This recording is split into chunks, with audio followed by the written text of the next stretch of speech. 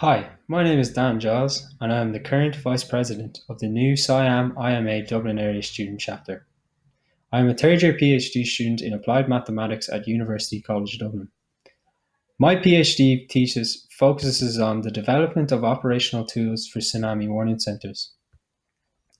Tsunamis are rare events which have the capacity of causing extreme destruction to infrastructure and human lives. After the devastating tsunami of 2004 in the Indian Ocean, there was a concerted effort by the scientific community to develop tsunami warning centres, deploy tsunami wave gauges, and increase public awareness, all with the goal of reducing the societal impact from these natural hazards. To quote a paper from Bernard et al. From the time, one of the greatest contributions of science to society is to serve it purposefully. However, to understand the challenges placed upon tsunami warning centres, it is important to understand the dynamics of tsunamis themselves. Tsunamis exhibit small wave heights and long wavelengths when propagating across deep oceans. It is only when they come into contact with a continental shelf or coastal waters that their wavelength decreases and amplitude increases via a process called shoaling. Owing to their relatively long wavelengths in open ocean, they propagate at a wave speed which is equal to the square root of g times h, g being the acceleration due to gravity, h being the depth of water.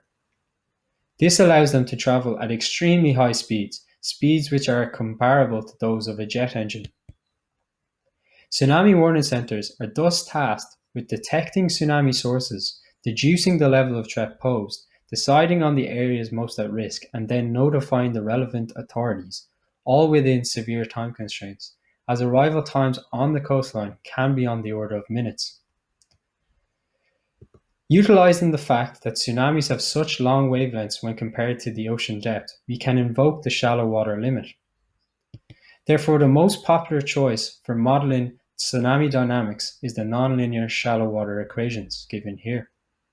The first equation is a mass conservation, while the second is the momentum conservation, where big H is the total water height and U and V are the depth average horizontal velocities.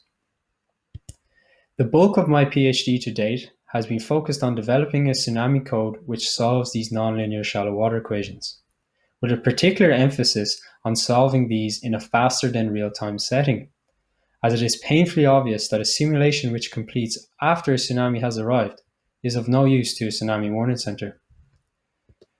To give a flavour of this work, I include the following figure.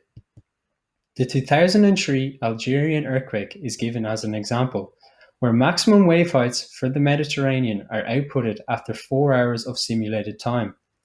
The 20 separate realizations plotted on the outside are needed to capture the immediate uncertainty on the seismic source. The resultant maximum wave heights can then be combined into absolute and mean maximum wave plots, plotted here in the center. These 20 separate simulations, each simulated for 4 hours, is completed in 97 seconds using our numerical code. This will allow tsunami warning centres to rapidly deduce the level of threat posed by such an event and identify the sections of coastline most at risk.